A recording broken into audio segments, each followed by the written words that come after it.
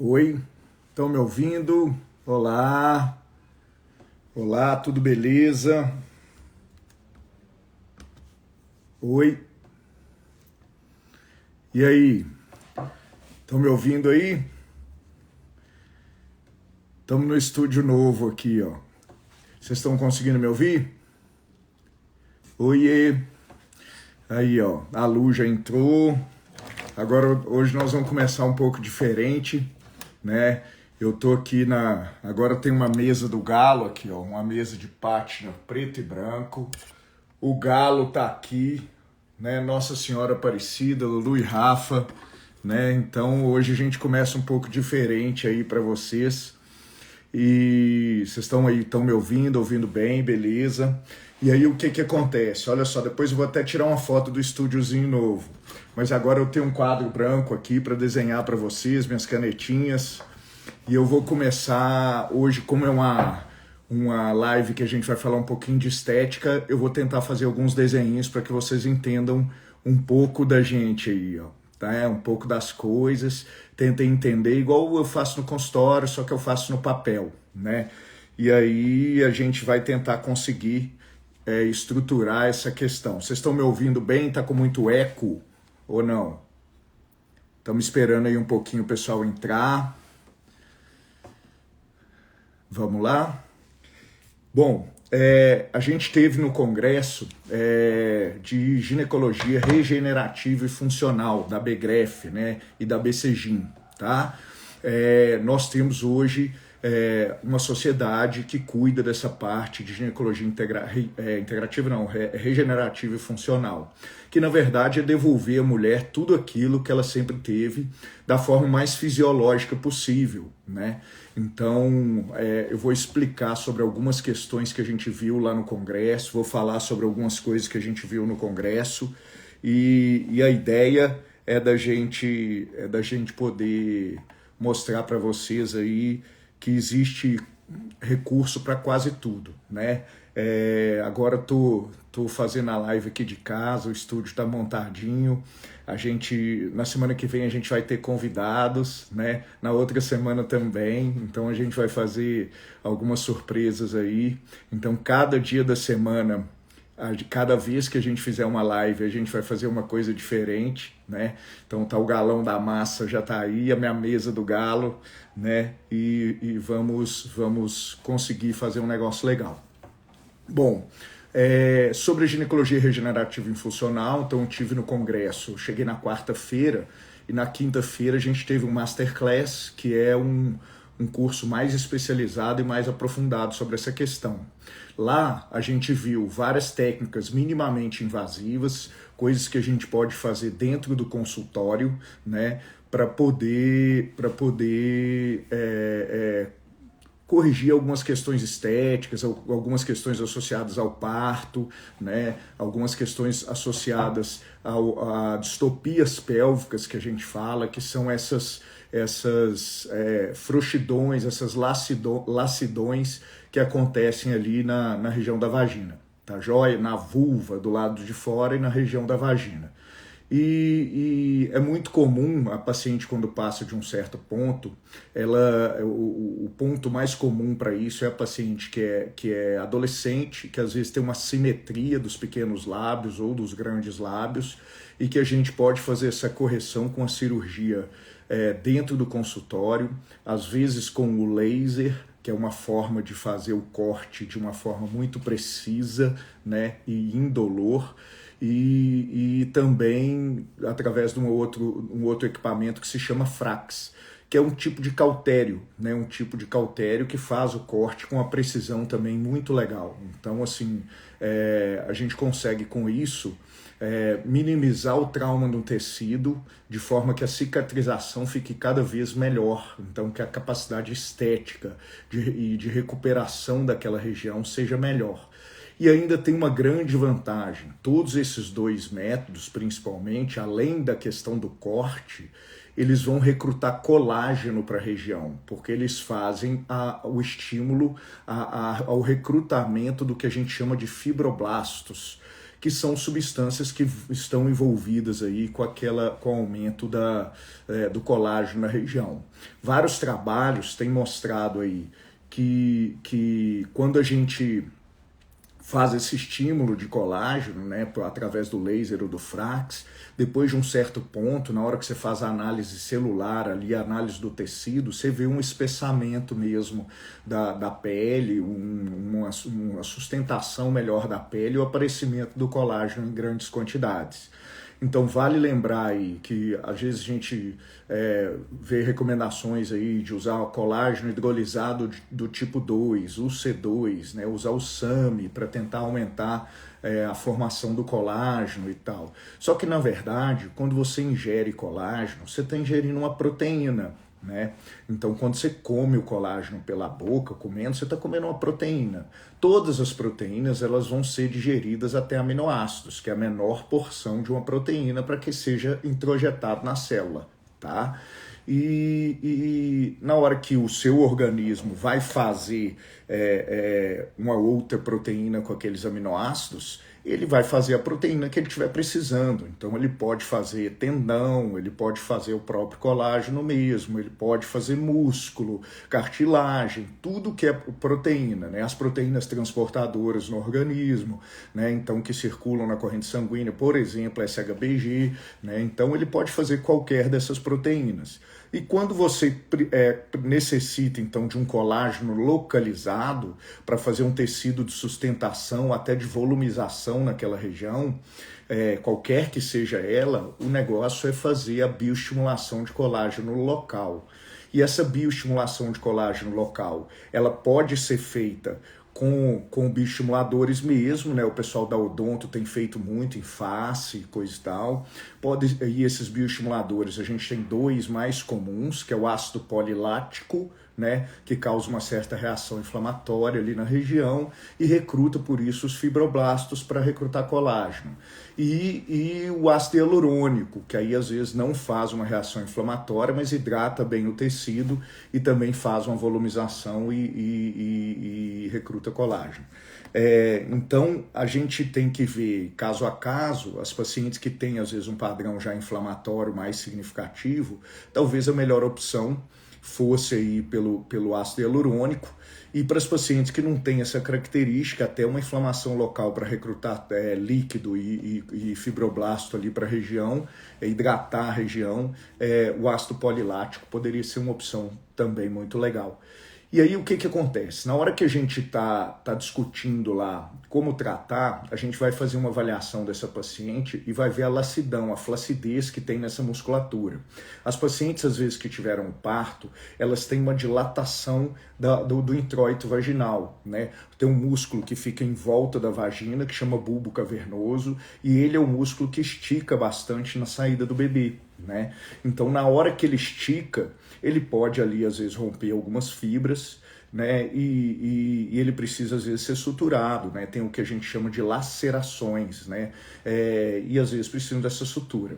A grande maioria dos partos tem lacerações pequenas, de 2º e 1º graus, mas, de toda forma, aquele músculo teve um estiramento muito grande, né? Algumas pacientes ficam com introito em formato de gota, né? Então, na hora lá, o nosso desenho aí, na hora lá,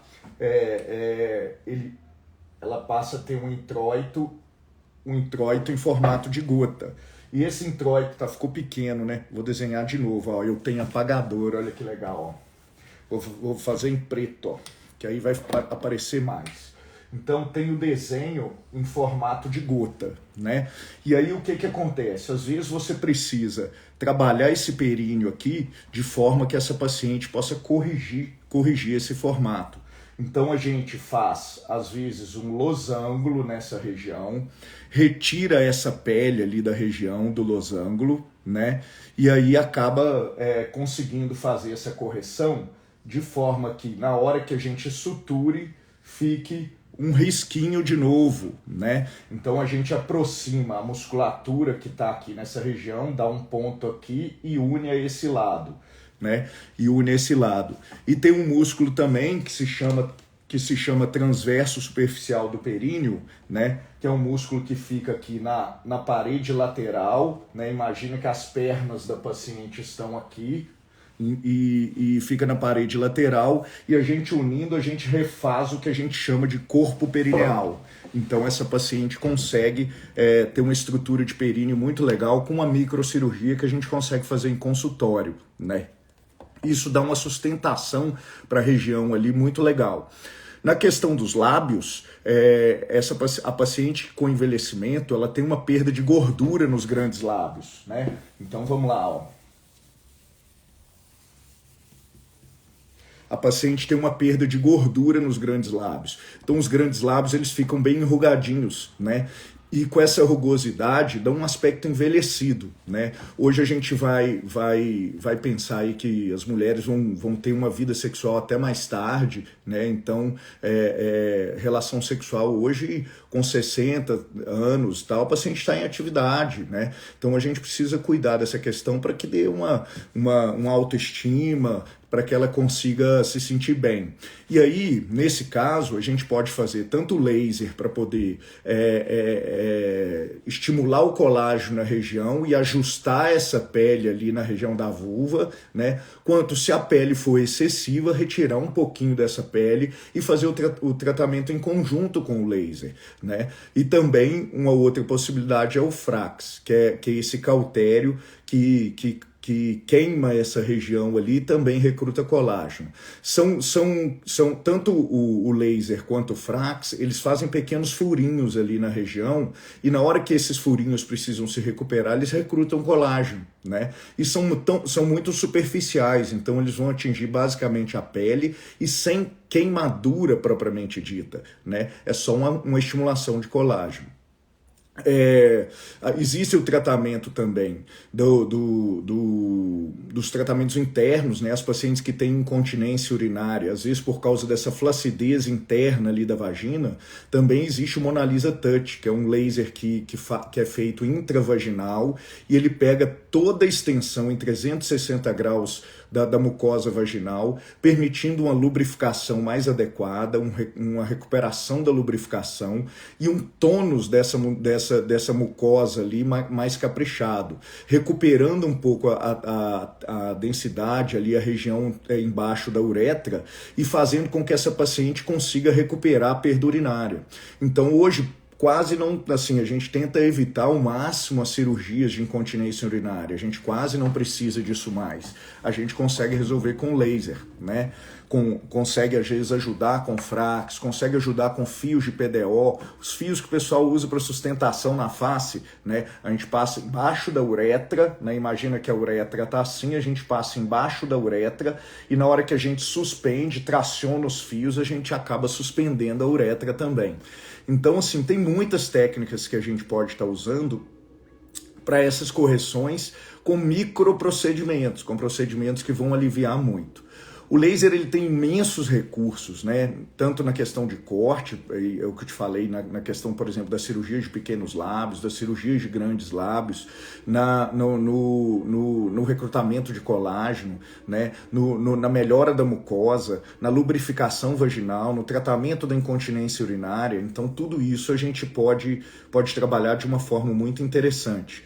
E nesses tratamentos aí também, na correção estética dessa região. Então eu falei que as pacientes mais jovens, elas têm às vezes uma assimetria e procuram para esse cuidado. E as pacientes que estão por volta acima dos seus 35, 40 anos, que começam a ter essa flacidez e essa lassidão para a gente corrigir isso aí. Existem também os preenchimentos, igual eu citei aí com ácido polilático e com ácido hialurônico, né? E o PRP, que é o plasma rico em plaqueta, ele também pode ser usado nesse sentido, em que a gente colhe sangue do próprio paciente, centrifuga, né?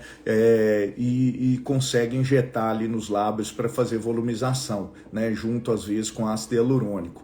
Então é um tratamento misto que ainda recruta mais colágeno para a região.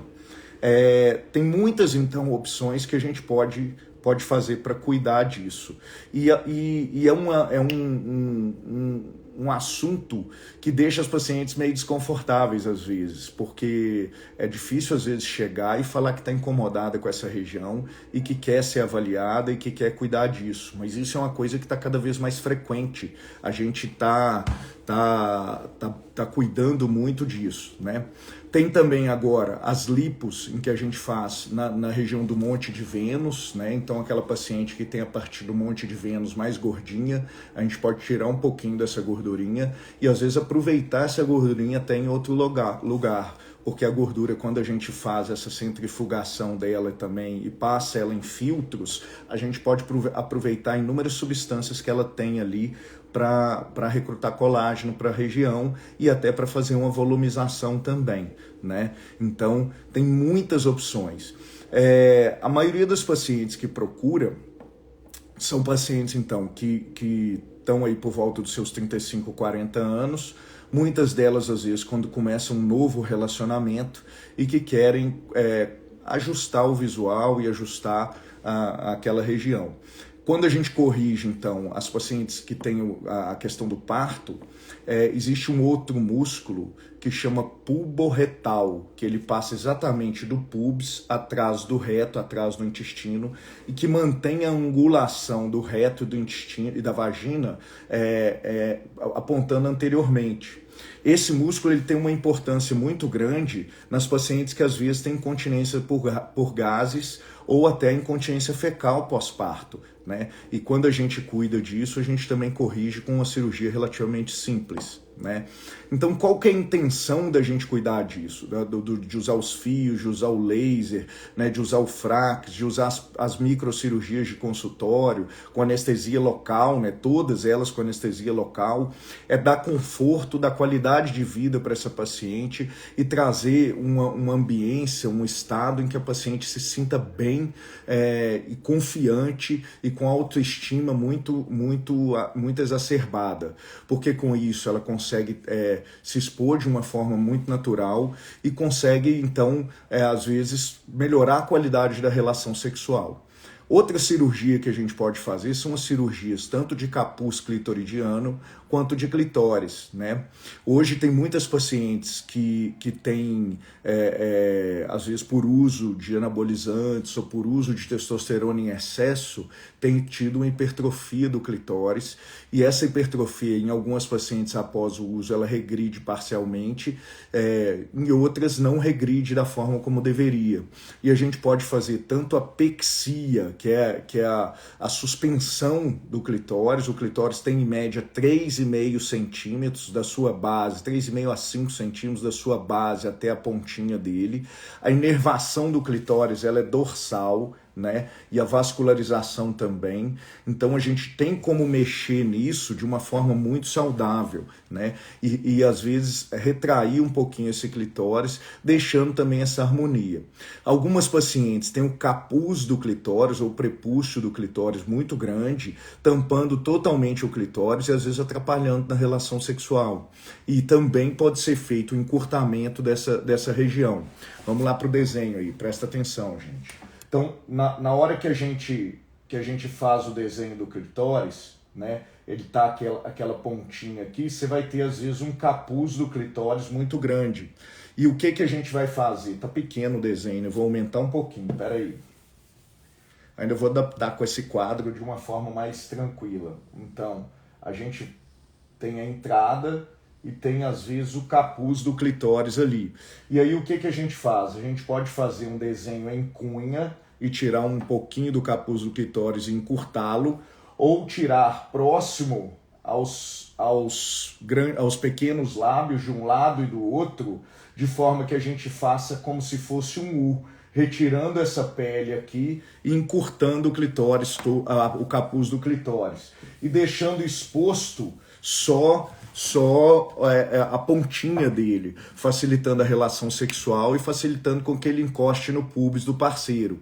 Isso melhora a relação sexual, isso facilita a excitação e facilita com que essa paciente consiga atingir o orgasmo, né? Então, alguns trabalhos mostraram que essas pacientes com a cirurgia, elas melhoraram o desempenho sexual. Tá joia? Então, tem muita coisa que a gente pode abordar nisso. Hoje é uma live que eu queria citar essas questões. Os fios de PDO também a gente pode usar para suspensão, para elevação dos lábios vaginais, né? Uma coisa que a gente vai ter que perceber, né? Que a gente, quando vai avaliar paciente no consultório, a gente olha na posição ginecológica, mas a gente tem que olhar a paciente em pé também, porque às vezes o pubis ele desce um pouquinho, os lábios descem um pouquinho e dão uma retraída. Então, quando a gente muda a posição, a gente muda o raciocínio em cima da cirurgia e o que precisa ser feito. E é muito comum a paciente, quando está em pé, falar assim, ó, tá vendo? Aqui está me incomodando. Então ela mostra o lugar certinho que vai estar incomodando e aí a gente pode corrigir a questão, né? A gente pode também tratar com laser os escurecimentos, tanto de virilha, né, quanto de vulva, quanto de axila, e nos escurecimentos também pós-parto, né, essas pacientes que têm aí o escurecimento por causa da progesterona pós-parto, eles também podem ser tratados com laser, porque quando você recruta colágeno para a região, a tendência é um clareamento, né? Dependendo do comprimento de onda do laser, o tratamento de pele ele fica mais caprichado, então a gente consegue esse clareamento em todas essas regiões. E o tratamento das cicatrizes, aquela paciente que às vezes tem uma cicatriz antiga de epísio, né, daquele corte vaginal que era muito feito antigamente, ou até uma cicatriz de cesariana que está aprofundada, que está afundada, a gente também pode corrigir com essas técnicas aí. Soltar a cicatriz de planos inferiores, né, de planos de baixo, e aí refazer aquela característica daquela cicatriz e melhorar o recrutamento de colágeno, tanto com laser quanto com bioestimuladores de colágeno para a região. Então, assim, a gente consegue resultados estéticos fantásticos com essas pacientes.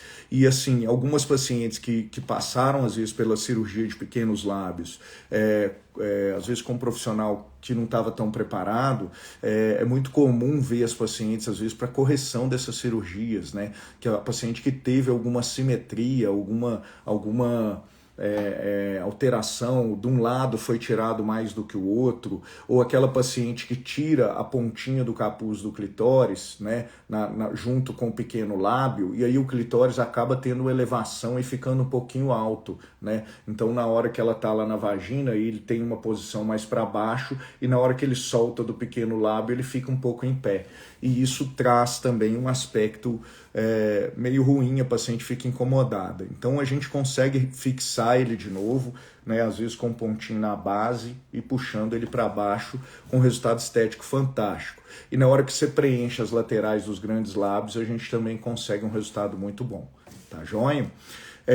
Eu vou abrir para vocês aí, eu aprendi agora aqui no Instagram, aqui, a gente tem essa interrogação aí, e quando a pessoa quer fazer as perguntas, ela pode clicar nessa interrogação e aí a gente pode responder. Tá joia? Então vou deixar a critério aí para ver se vocês querem perguntar alguma coisa, né? E estou à disposição para responder. Só dizendo que a avaliação de cada paciente ela é individual, né? Então cada paciente que precisa fazer uma avaliação, a gente olha especificamente o que aquela paciente precisa. A gente respeita muito a opinião da paciente, mas a gente tem que ter também um bom senso ali, porque algumas pacientes às vezes chegam com uma ideia de tira tudo e depois se arrependem. Às vezes a gente precisa fazer um pouco para menos mesmo, né? Um procedimento menor, porque depois complementar é mais fácil, né? Existem os casos das pacientes que tiram o pequeno lábio inteiro, né? Que amputam o pequeno lábio, e depois para a gente conseguir refazer uma cirurgia um pouco mais complexa, uma cirurgia um pouco mais difícil, mais demorada, né? Então que a gente às vezes precisa de uma estrutura um pouco maior, né? Quando a cirurgia é de pequeno porte, a gente consegue fazer no consultório com anestesia local, porque a gente com muito conforto, porque a gente consegue bloquear o nervo dessa região, fazer um bloqueio de campo, um bloqueio daquela região. Mas quando a cirurgia é de um porte um pouco maior e mais demorada, aí talvez seja interessante fazer no hospital mesmo, com bloqueio raquidiano, aquele bloqueio nas costas, porque aí a gente consegue um resultado muito, muito, muito bom, com muito conforto para o paciente. E é hospital dia, a gente opera de manhã, o paciente tem alta de tarde com muita tranquilidade, tá joia? Aí, ó. Então, vamos. Alguém tem alguma pergunta? Alguém quer esclarecer alguma coisa? Que ó, chegou uma perguntinha aqui. Vamos ver aqui, ó.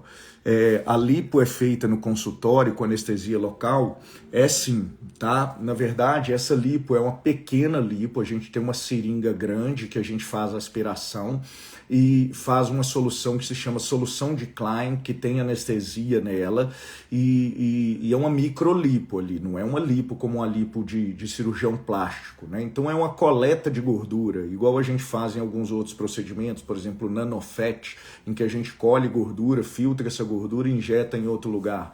Então ela é feita com uma cânula bem fininha, né? E às vezes, por exemplo, essa mesma cânula serve para a gente soltar uma cicatriz de cesariana que está aprofundada e a gente aspira um pouco esse líquido, injeta primeiro esse soro com anestésico e tal e descola a pele.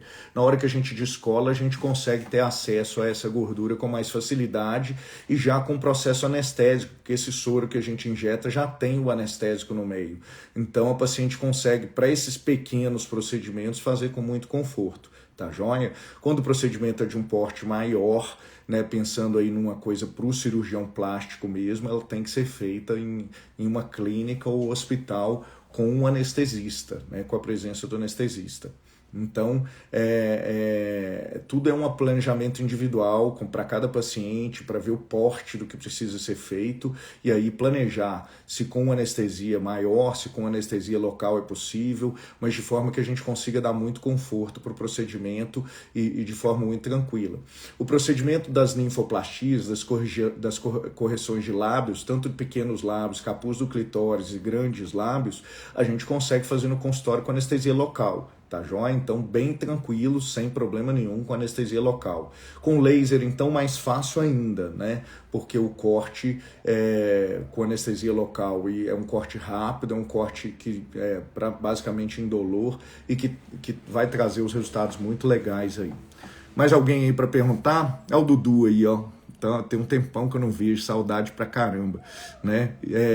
Alguma pergunta aí? Estou à disposição. Aqui, ó, o pessoal Madeira de Cor, né? Que é o pessoal que fez a mesa para mim. E eu já estou fazendo a live aí, que fez a mesa para mim. Eu acabei de montar hoje, né? Montei agora antes da live, por isso que eu atrasei um pouquinho e vou precisar depois dar um aperto nela, dar um ajuste, que ela ainda está um pouquinho molinha. Mas isso o problema não é a mesa, não. O problema é a pecinha que montou, né? Mas já já a gente ajusta e vai ficar tudo bem, né? Então, alguma pergunta, gente? Bom, hoje então tô esperando aí. Se alguém quiser perguntar.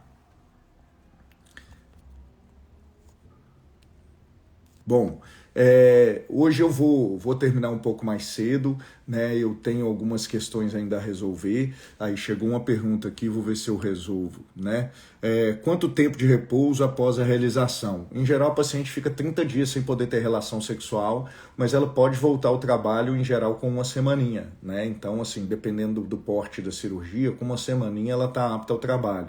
A gente usa também gel anestésico, que ela pode estar usando em casa, e pode estar usando, a gente usa absorventes congelados, né? A paciente coloca soro no absorvente, congela ele e usa o absorvente como uma compressa de gelo. Então funciona muito bem para desinflamar o local, para desinchar e para dar um alívio da dor. Tá joia? Paciente aqui falando que a cicatriz dela ficou horrível, né? Cicatriz de cesariana provavelmente.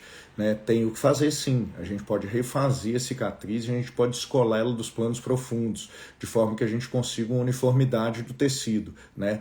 Às vezes o momento da cesariana é um momento em que a paciente tem uma baixa de imunidade, uma recuperação, uma cicatrização não tão legal. Então refazer o procedimento fora desse momento ajuda bastante para que ela consiga um resultado estético bem melhor. Tá joia? Minha luz apagou aqui. Vamos lá. Só para participar. As pacientes estão querendo participar ao vivo aí. Ó. Vão mesmo? Estão falando sério? Vamos embora. E aí? Vamos ver se vai entrar mesmo.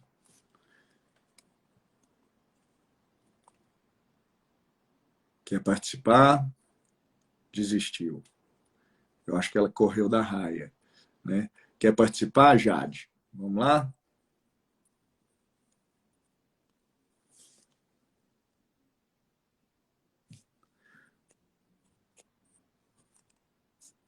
Vamos? Bom, eu vou agradecer vocês. Aí, ó, a Jade apareceu aí. Tudo bem, Jade? Ei, doutor, Como é tudo que estão as bom? coisas? Beleza? Bem, graças a Deus. Que pergunta que você quer fazer? Qual que é a curiosidade? O que que você quer saber?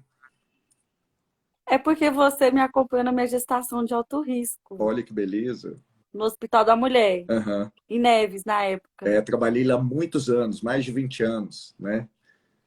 Aí eles me fizeram uma cesárea no Sofia, aí a minha cesárea ficou muito feia. Aham.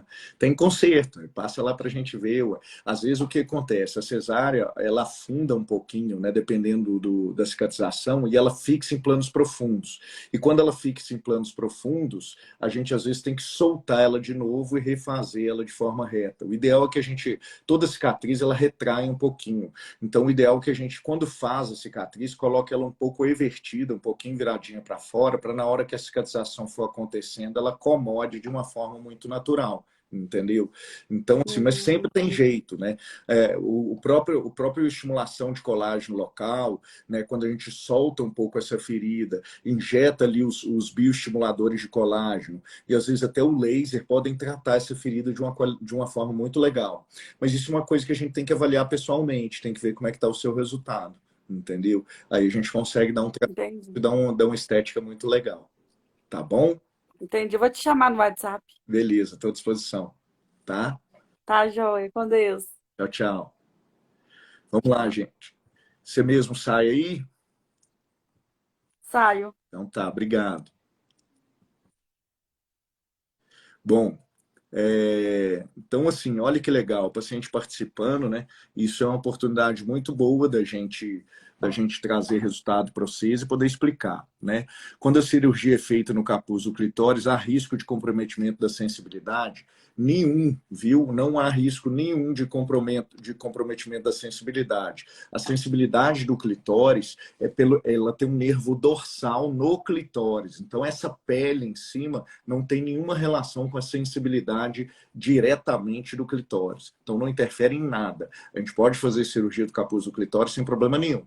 E até cirurgia no clitóris. O clitóris tem mais de 8.000 terminações nervosas. Então aquela paciente que às vezes tem uma hipertrofia de clitóris, um clitóris muito hipertrofiado, pode ser feita a cirurgia desde que a gente use às vezes a base do clitóris para poder operar. Então a gente às vezes faz uma clitoroplastia, né? E refaz esse clitóris e às vezes encurta, pode encurtar, diminuir o tamanho e pode também diminuir a espessura, a largura dele, né? Então, a maioria das pacientes, 90% dos casos, não precisam de mexer no clitóris. A gente pode fazer só apexia, né? Que é só mexer no ligamento que suspende o clitóris e colocar ele um pouquinho mais para dentro. Isso também pode acontecer. No capuz não tem problema nenhum, tanto no capuz quanto nos lábios, nada disso perde sensibilidade ou altera a sensibilidade. Logo depois da cirurgia, pode ficar um pouquinho nevrálgico, assim, aquela sensação de pós-operatório mesmo, mas isso se recupera com muita tranquilidade, sem problema nenhum. Tá joia? Mais alguma pergunta? Aqui, quanto tempo, já falou, quanto tempo de repouso, né? E em relação ao comprometimento de sensibilidade, nenhum. Mais alguma pergunta, gente? Alguém quer perguntar mais alguma coisa? Então vamos embora, né? Hoje é quinta-feira, trabalhei o dia inteiro, né? Quase sextou, tem que saber se o Galo ganhou, que o Galo tá jogando hoje, né? E depois eu dou notícia para vocês. Semana que vem a gente tem uma live em que a gente vai ter um convidado especial, né? Na verdade já trabalha comigo, a gente já conhece há muito tempo, mas a gente vai falar um pouquinho aí sobre reprodução, né? E sobre procrastinação, sobre por que as pacientes às vezes demoram um pouco para chegar no infertileuto, no médico que cuida da reprodução, né? E o que a gente pode fazer para melhorar essa questão de ambiência, né? De preparação do terreno biológico para que essa paciente possa engravidar de uma forma mais saudável, né? Esse colega vai falar um pouco da parte de reprodução propriamente dita, e eu vou falar um pouquinho dessa preparação, de forma que a gente consiga, então, otimizar e acelerar os processos para essa paciente, para que ela não perca tempo para engravidar. Tá bom? E depois na outra, vai ter na primeira de junho, aí tem uma grande surpresa. Tem um outro convidado também muito legal, e aí a gente vai falar também de reprodução de uma forma diferente, tá? Vamos anunciar umas outras questões que a gente está preparando aí, tá? Beijo para vocês, aqui ó, semana que vem, isso aí, Ana Paula. Ana Paula tá semana que vem com o doutor Ricardo Leão, isso aí, a gente vai conversar com ele, né? O Ricardo trabalha comigo na clínica há muito tempo, é meu amigo quase que de infância, né? Na verdade da infância dele, porque eu já era mais velho um pouquinho, e a gente vai conversar aí, tá bom? Beijo para vocês. Ó, tira a foto aí, ó. Tira a foto aí pra gente, por favor. Ó, aí, ó. Toda live no final tem o coraçãozinho. Um abraço para todo mundo. Tchau, tchau.